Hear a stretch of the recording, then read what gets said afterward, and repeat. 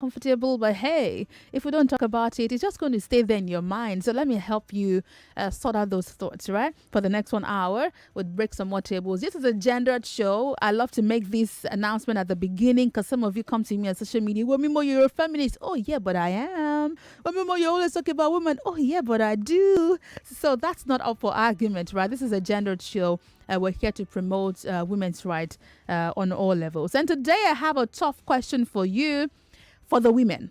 And I'd love you to call me up today and tell me what your thought is about the show today. But as usual, if you're familiar with Table Talk, the show is in 2 parts. The first part is just me giving you a gist of the biggest thing for me from the weekend. No comments on that one. It's called the appetizer. And then we go on to the main dish. By the way, the show is live on Facebook and YouTube right now, so you can watch and leave me your thoughts and comments. Also on Twitter at Nigeria Info FM. I'll be reading from you. I hope to also jump off to WhatsApp. I see your comments there already. 08095975805. If you do not have our phone numbers, it's 0700 993 993 993. Female callers, I'd love to hear from you today. It's 014657190. Thank you for joining the show. The appetizer is up now. Here's the appetizer on Table Talk. All right, the appetizer for the weekend. This weekend I had enough time to think again about the political scene in Nigeria and ask myself the tough questions about where we're headed. For those of you who follow me on Twitter, I stumbled on a country. I tweeted about it yesterday. Bosnia and Herzegovina. Herzegovina.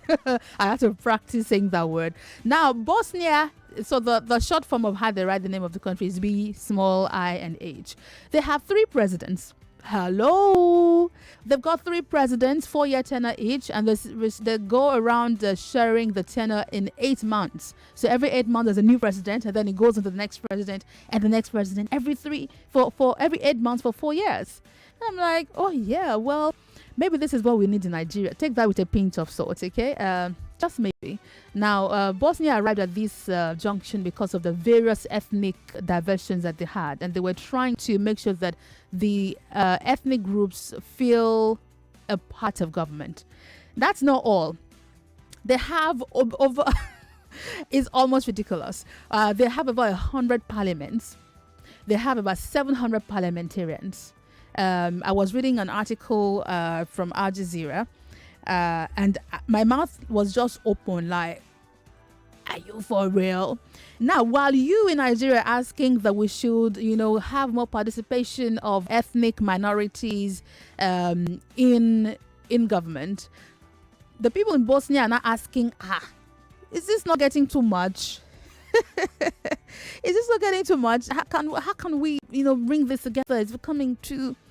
Yeah, so what we are clamoring for is what some people are asking. Can we find a way back to the normal democracy where we have just one president? And they begin to think that having these various presidents and parliamentarians is further dividing the country, because now you have to either be from here or from here. It's now more stark reality.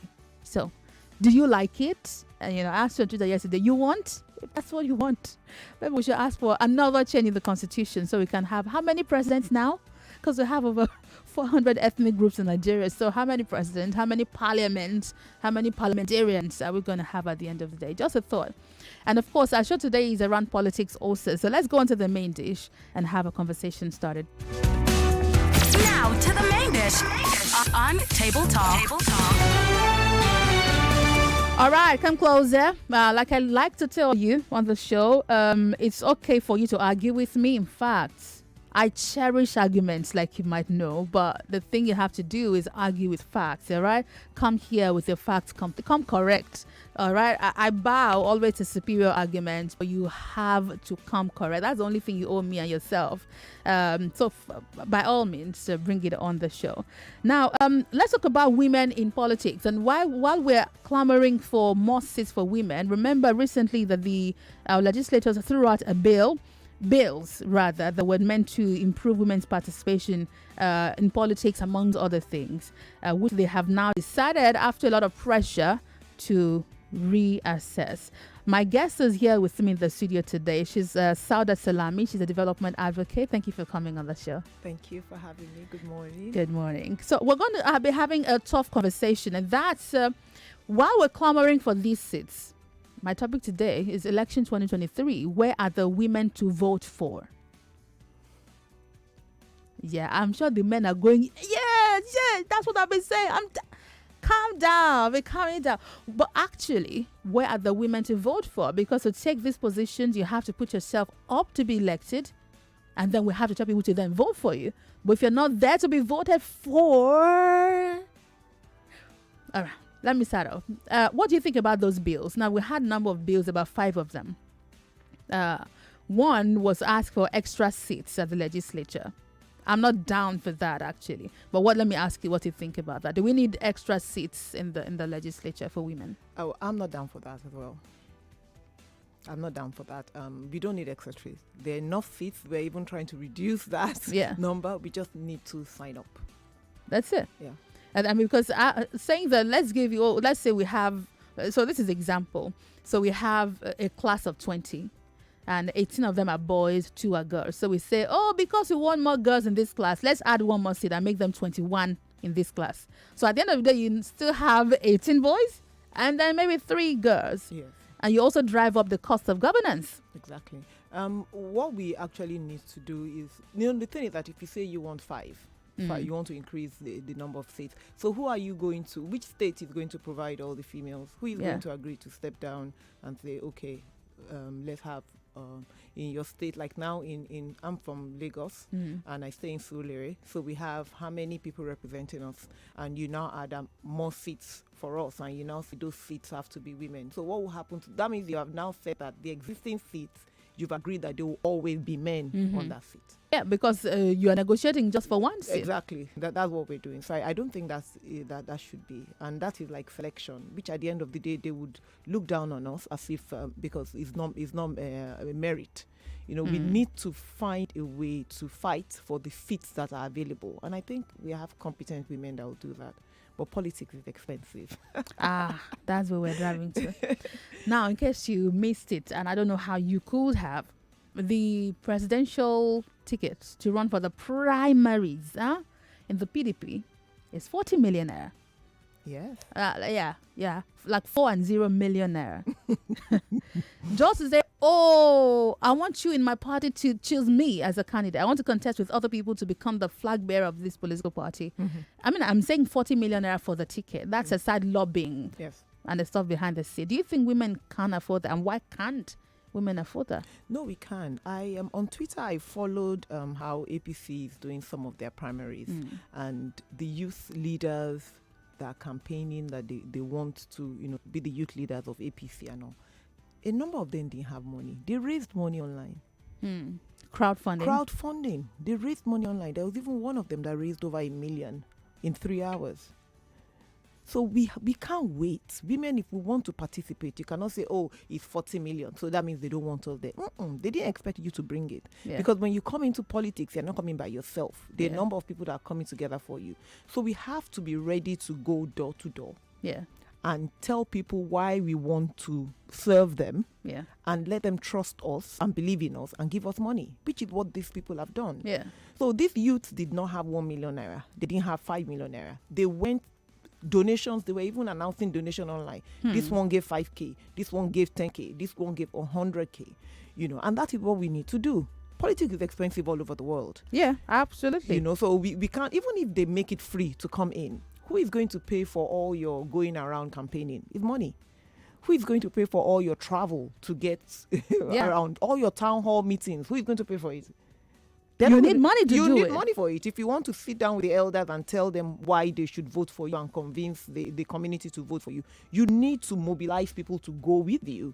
Who is going to pay for the bus ride? Yeah. Who is going to pay for the lunch? Who is going to pay for lodging? Media campaign. Who is going to pay for coming on air? Who is going to pay for this is quite expensive. Exactly. We, for instance, we're expensive. Yeah, everybody. Yes, because we run on diesel. Exactly. Nobody's going to be doing. You're a woman, then give me for free. That's why not going to happen. Free? Well, no. Why should you do it free? Well, that's a good question. Everywhere in the world, politics is expensive, so we have to learn to mobilize, go door to door, and get people to fund the campaign. But I see a big issue here. I see that, a lot of women are scared when they hear the money. Oh, 40 million, they've disenfranchised us. But the 40 million naira is 40 million for both men and women, which also means that a lot of men would also not be able to afford it. Which is why you find some of the big players being the first to buy the tickets because, they got the money behind them. But there's this idea of women and money. I think that a lot of women are afraid of money. Once it comes to money conversations, because a lot of women have been raised to think money conversations are meant for men. So once you begin to talk money, it's just a no-go area. They've just zoned out in their minds that it's impossible. I don't want to believe that is so. A lot of women are business women. Yeah. The thing is, there's so many other things that hold women back in going into politics. Look at the politicians. Are they at home? No. Who is taking care of their home? The women. So if the women want to go into politics, who will now take care of the home? The domestic responsibilities hold women back for career, politics, and every other thing. So if there's nobody around, how will the woman be going from state to state, assuming she wants to be president, or even if she wants to be a senator? She has to go around all her community, all the night meetings, all the community meetings, all the town halls, all those things. Excuse me, how will she take care of her house? Because the kids have to go to school. Exactly. They have to eat. She even has to hug them at night. She has to do all sorts of things with them. But the men are not at home because they're doing this campaign all over the place. They'll come back or they'll talk on Skype with their children and stuff like that. But the mother is there. Now we want women to go out and do those things. Who is going to replace them? So how do we manage that? Because the women have to show up. The thing is, a number of even journalists, when they see a woman doing all those things and very active, the stupid question they're going to ask her is, who is taking care of your children at home? Did you ask the other man that question? So they always that's a very silly question. Yes, now they always put the woman on the spot, so she's already feeling guilty now. But the thing is that if we're looking at structures, if you want to push diversity, you have to look at support structures that do not. It's not that women don't want to do these things, but the options are too big for them. But if we encourage support structures and don't question them for using those support structures, she has left the house, she's campaigning all over the country, she has the nanny, she has driver, she has all these things, she's talking to her kids via Skype or whatever it is, and she makes time to come home. Or even, the workplace was designed for men. Now that you're bringing women in, you have to change it. You have to accommodate their own difference, all right? The fact that she doesn't come for the midnight meeting all the time does not mean that she's not serious. It means that she wants to leave and go and take care of the children. There's a big societal stigma also. So I'm imagining that a woman says, oh, I'm going to damn all the consequences. I'm going to put all these structures in place and go in for it. But she's going to a society that's highly patriarchal that will first ask her, are you married? Exactly. First of all, are you married? Bias. Second of all, are you married? And third of all, are you married? And then if you're married, do you have children? How many children? Where are they? And why are you here when children are there? That means you're going to be a very bad leader. This is the month of March, and we're talking about break the bias. Absolutely. And the thing is that is one of the ways they judge women. Yeah. She wants to rule. She wants to lead us. Is she married? Is she divorced? Is she a single mother? Those are the things they're going to use to judge you. And our journalists will also say these things to you. So you are in front of the world, and the question they're going to ask you is, how come you're not married? If you're not married, how do you lead us? Did you ask the men that? Do journalists ask that? You've not seen all those stupid questions Maybe on bloggers. Paper? Whatever it is wrong. It is absolutely wrong. It is Because wrong. I'm imagining that a journalist will ask such a question. They're asking how they are cooking for their husbands. You're asking questions, or if you're still washing your husband's boxers, to women leaders. What does that mean? What does that mean? How do you expect her to feel? Okay, I'll go to the phone calls in a moment. But I see also that these political parties they're trying, put those in quotation marks. So in the PDP, for instance, when they announced the cost of the ticket as 40 million naira, there's a discount. There's a discount just for women who are interested. The APC also did the same. They gave a discount on the expression of interest form, which is about 1,500,000. So they say for youth, about 25 to 37 or thereabout, they give you 50% on that one. So that's just the whole thing. Would not be less, maybe 250,000. that the PDP also gave a discount for women. Let me look for the precise number. I think they say about 50% discounts on the expression of interest form for women. So they're all appearing, to be a bit mindful of youth and women. Is this satisfactory? Is this good enough? Whatever they do is good. But my own is, it doesn't matter even if it's free. If we do not sign up, we are not there. That's it. We do not congregate and sign up. But you see, the thing is that it is hectic. It is really, really hectic. The way they campaign, the way they meet, the length of time they used to do these things, women have other interests.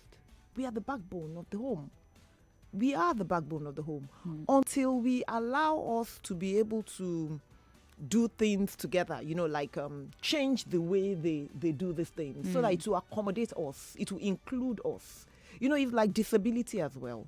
But you know that these people you're asking to accommodate women would not do it.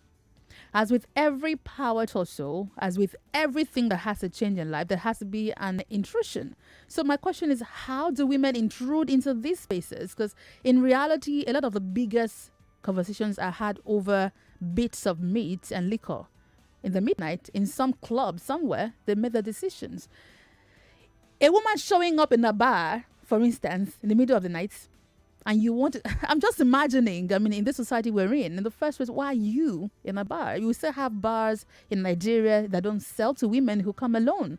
They tell you a woman is not supposed to come alone. You're supposed to buy yourself a drink, So how do women intrude into that space? Let me tell you something.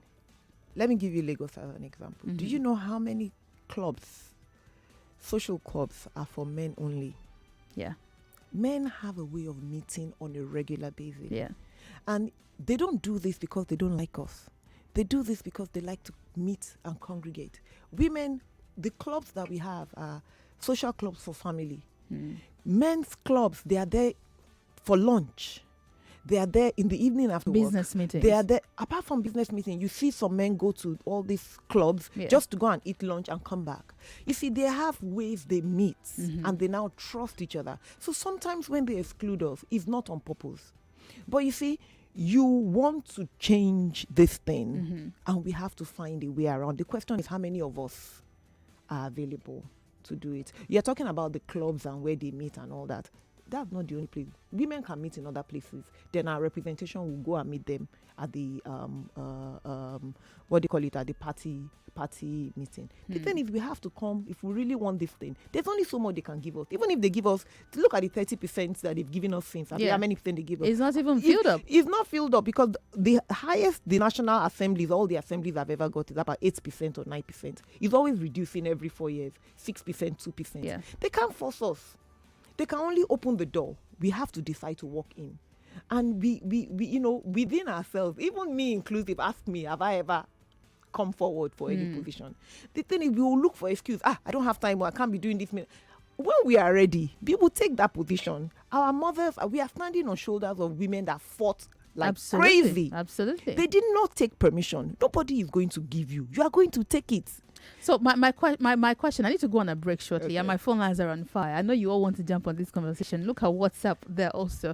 I'm coming to your comment. I'm bringing this up because I think there's still time, for the women. And luckily, I was discussing with a brother of mine just before the show, and it's like, well, there's now independent candidacy. Why are women not looking at that option? At least as in the Electoral Act right now, if you're saying the political parties are not giving you the room, there's room for independent candidacy. Maybe you'll not get it at once, but you have to first show up and be counted so you can leave a mark in people's memories to know that you're even here. But if you don't show up, you can't be voted for. That's the point. Like, you see, you would not be in your house and then you would win an election if you're not on the ballot. Do you get? All right, let me take a few calls before my break. 0700 993 993 993. 60 seconds is all you got. Oops, okay, sorry about that. Please call again. Hello? Hello, good morning, Wemimo. Good morning to you. What's your name, sir? My name is Anthony from Ikeja. Yes, please go ahead. Yeah, I want to lend support to women in politics. But the problem I have about women is that women do not love themselves. I'll give you an example of Sarah Jubril that contested primary sometime under PDP. Even her women supporters that came with her did not vote for her. She got only one vote. So what are we talking about? And the issue of people asking women whether they're married or not married, the issue comes up to know how authentic men are. It's not only women that ask those questions. For example, what happened in Anambra last week is a show of shame. So now Nigerians are looking inward.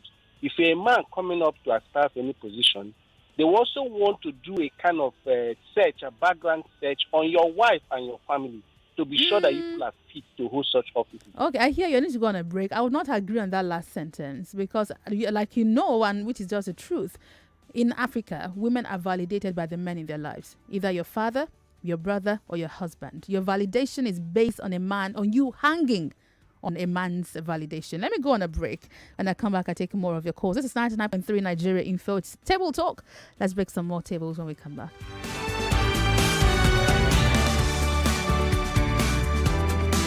More news and information coming up. We'll be back in a moment.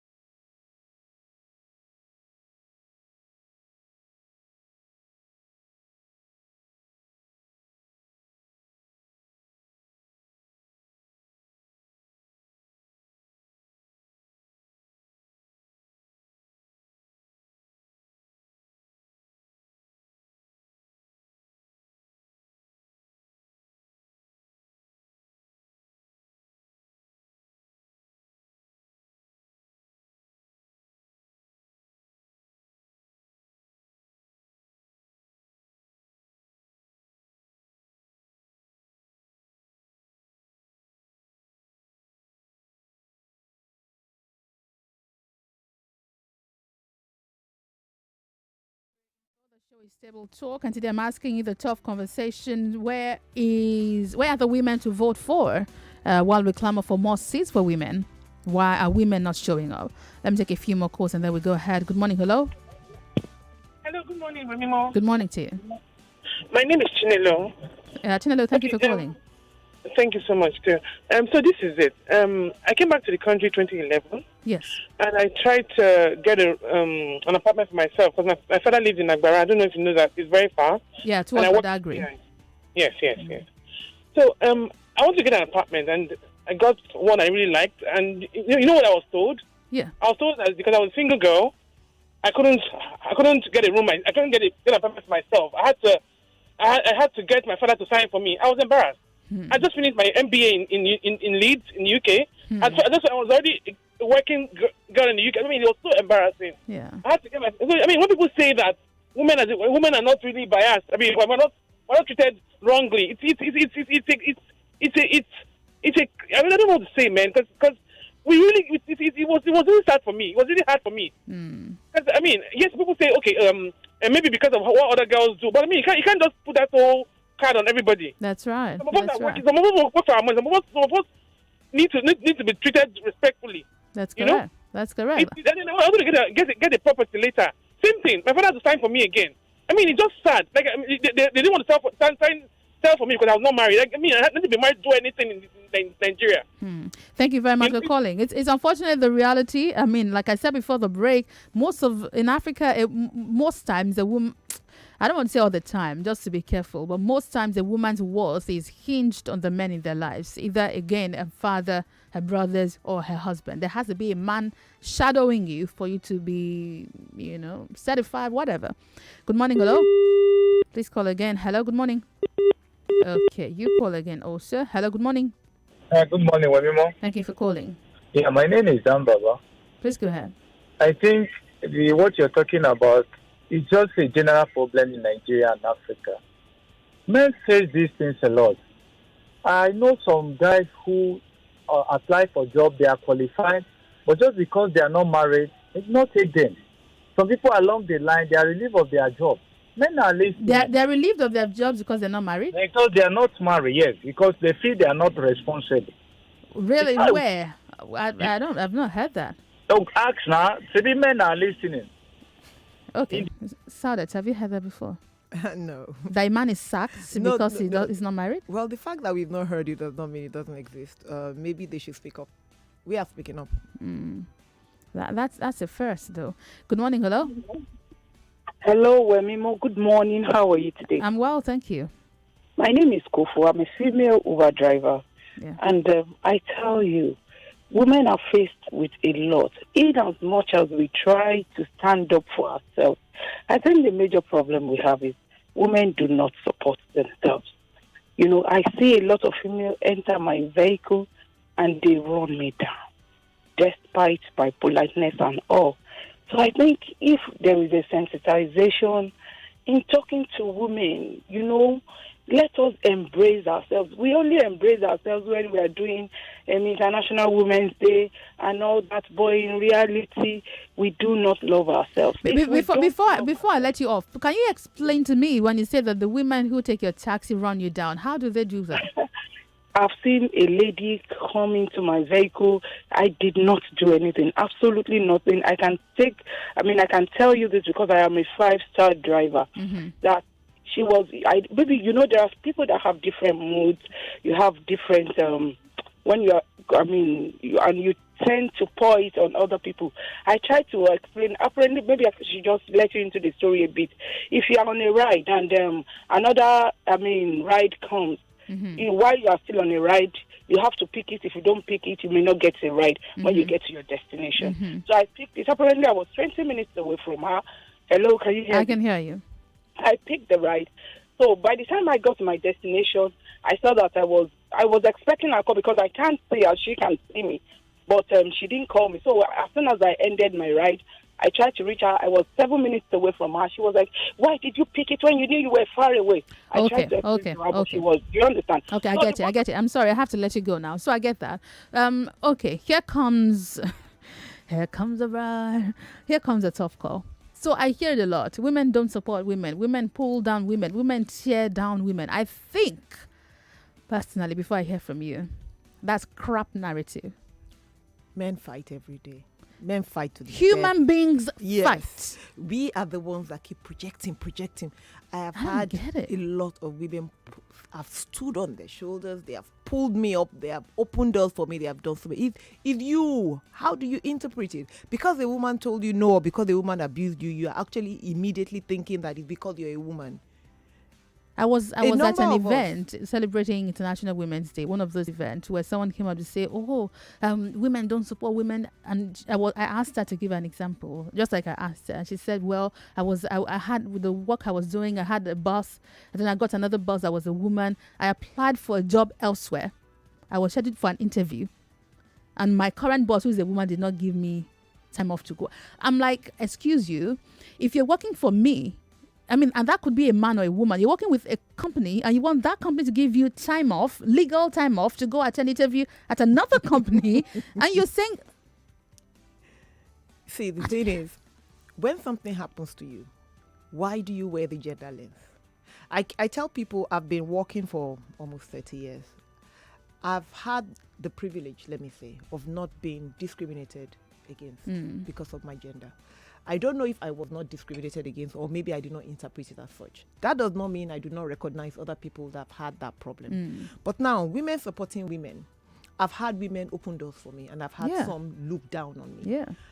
I am not going to interpret that because I am a woman, because men have done exactly the same thing for me. So the thing is, we always want to play victim. We don't have time for that victim thing. That's the It thing. No slows us time. down. No time. There's no time. No You time. continue to shout, because I'm a woman. You will always be a woman. That So will how are not you going to change. solve that problem? That's what I tell myself. Absolutely. I'm going to always be, when I apply for something and they tell me no, when they nominate and they don't choose me, some people come and go like, it's because you're a woman. I'm like, I'll always be a woman. If I look at it in that lens, it means I would never get it. Yeah. But if I ask myself what I did wrong, what I can change, and how to lobby, you see, a caller called and said, Sarah Jubril, nobody supported her. Did Sarah Jubril go around Nigeria? Did Sarah Jubril go door to door? Did Sarah Jubril go hold town hall meetings? Am I just going to vote for her because she's a woman? Do men just vote for themselves because they are men? Do you see how men go around and campaign? Yeah. I followed the America campaign election, and there were these 5 black women. One of the 2 of them were Hispanic, that they got into Senate. I mean, they raised money from the neighborhood. They were going door to door. They were holding meetings. They were doing all that. They actually started from getting people to register to vote. That is the Nigerian version of get your PVC. So they went to tell people what their rights were. They followed them up. They had pop-up parties for people to actually come in, and they actually explained to people why they needed to be voted for. Absolutely. You have to convince them. They convinced them like every other person, and they raised money for mobilization and logistics. So you can't just come and say because Sarah Jubril said she's going to be president every 4 years or every other year she comes out, and that's all we see until the next 4 years. There's no town hall meetings. There's no meeting the traditional rulers. How do you want to be the president of Nigeria? You have not gone around to the local politics. And let's be clear that this would happen whether you're female or you're male. Remember, in every election there are at least a dozen contestants. Some of them, if you look at the votes they poll, you'll be sure that they didn't do any homework. So while we're advocating for more women's seats, you would not get that seat. Just so you know in advance, you wouldn't get that seat just because you show up female. You won't get that seat just because you show up female. It won't be, your female hands just win and go. No, it's like marketing a product. You have to market it. You have to convince the citizens why you're the best candidate. Yes. Yeah, maybe the odds are stacked higher against you than your male counterpart, but it's a job that has to be done. Yes. All right. Good morning, hello. Wemimo, how are you? I'm well, thank you. Yeah, I'd like to start by commending the ladies that you have in your studio there. Well, you see, I think that any attempt to divide or to claim that the society is divided or the universe is divided into a female universe and a male universe is hypocritical. Women, and in fact, all of us should stop trying to divide the society in the sense that issue of not getting women in politics. It's not about, that's the wrong political action. If you really want to, they need to democratize the society. I'll tell you what I mean. Your line, this line I'm calling now, is the female line, right? Mm-hmm. Hello? We can hear you. Go ahead. Now, what I mean by democratize the society, the idea is to get people's opinions in government. Why I say it's hypocritical is that we have a government system that does not get back to the people. It does not get people's opinions. You look at the lady who called that talked about her, the lady who wanted to rent an apartment. I'm sure her father will not be happy signing that form. That means if we democratize, if we go to actually seek people's opinion, a man like that father will not vote that women should not be given houses. Yeah. Do you get my point? Absolutely. Yes, we should democratize. We should develop a system, like a polling system, where governments will always seek people's opinions before they do things. In that way, you don't need women in politics. If women say they don't like politics, it's their right not to like politics. You get? I get you. Thank you very much. Now, as much as I hear and understand you, you must also get that the point of advocating for seats for women is that the women who are interested should not be shut out the door. That doesn't mean that every woman wants to be there. The same way not every man likes football. I mean, some people still think it's weird that it's almost, if you're male, it's synonymous with liking football. So you see a man on the road, you're asking him about last night's match. He doesn't care. He doesn't like football. It's not his thing. So it doesn't mean that every woman wants to be there or that the majority of women want to be there, but that the women who want to be there have a fair chance to play. Representation matters. Representation matters everywhere, especially in the house where they make the laws for us. And if we do not have the female perspective, we are not going to get the laws that will fit us. Like what she said, what the other caller said about renting an apartment. Who are the women in the house that understand that? And you see, the thing is, if I've found out that these people that are making our laws and these people that are in politics and all that, there are some things that the laws and policies they make are only made based on the information that they have and the people in the room. Yeah. If you are not represented when they are making those laws, you are cut from the table not because they don't like you, but because they did not hear anybody speak for you. And they don't understand what your issues are. Yesterday, I was watching the news on in the House in the US, and they were talking about this new abortion law that we were talking about. All the people in that room making that law were men. There was only one woman, and she was a medical doctor. And she told them explicitly, what you are doing is a sham. It is not science based, and as a woman, it doesn't represent me. Yeah. But all those people in that room who are decision makers did not understand. They are going to make laws that they don't understand, and because you are not represented, that woman represented women, and she's one voice. They are going to vote. They are going to outvote her. If there were more, then they will be able to come together to say no. You see, the thing is that it's like the people in my tech sector, they keep complaining about government and how government is not making it conducive for tech to thrive in Nigeria. And I'm like every country in the world, you need government relations. These people don't understand you. If you do not have representation with government and teach them or let them enlighten them about your sector and what you want, they are not going to make laws. Yeah. You have lobbyists. You must have lobbyists for you, and women, we must have lobbyists, and we must come forward. We must be represented in associations. We must be represented in associations that have an advocacy department. Our voice must be heard there. We can't sit down. Yeah.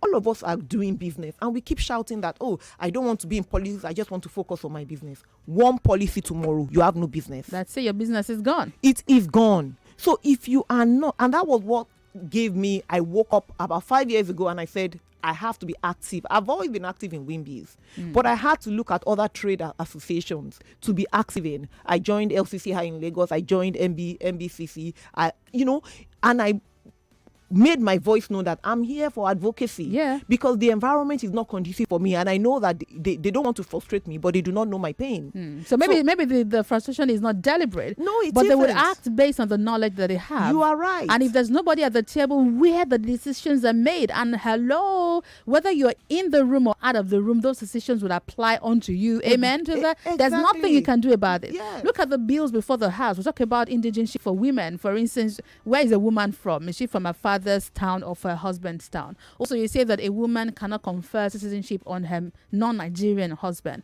Now, when the lawmakers, throw this away and say, no, what do they need it for?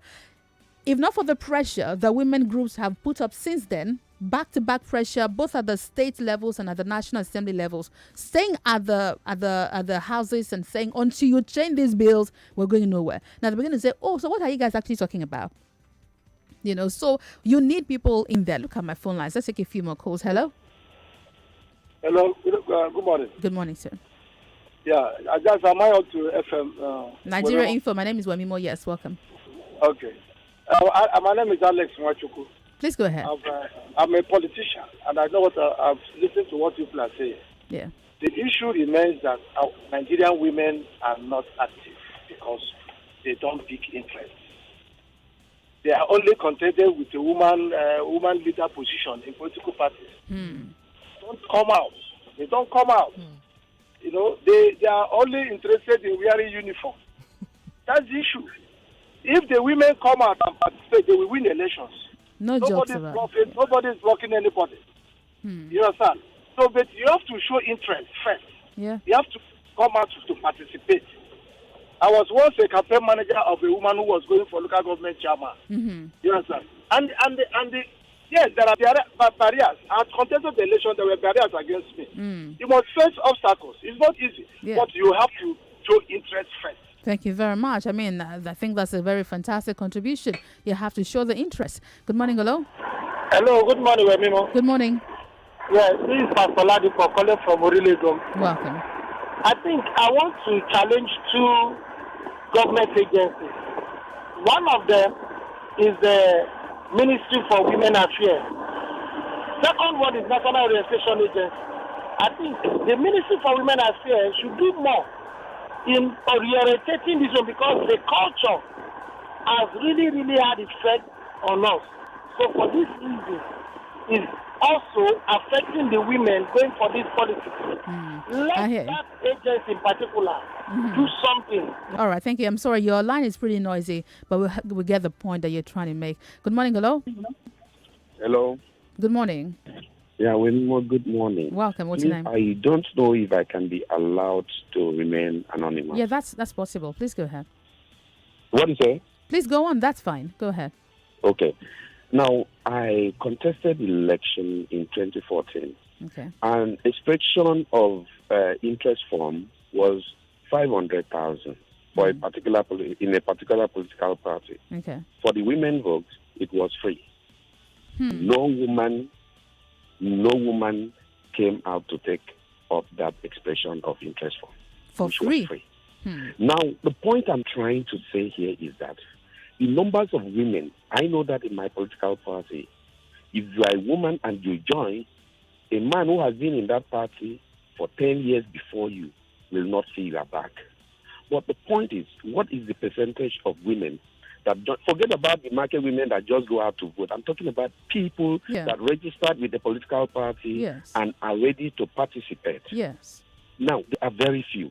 Now, if you want to look at the numbers of men in terms of percentage that have lost election and compare that with the numbers of women that have actually come out to contest and lost, you realize that the numbers of men that lose this election is going to be very high. Yeah. The point I'm trying to bring to the table here is that there is a particular indices we have not brought into this discussion.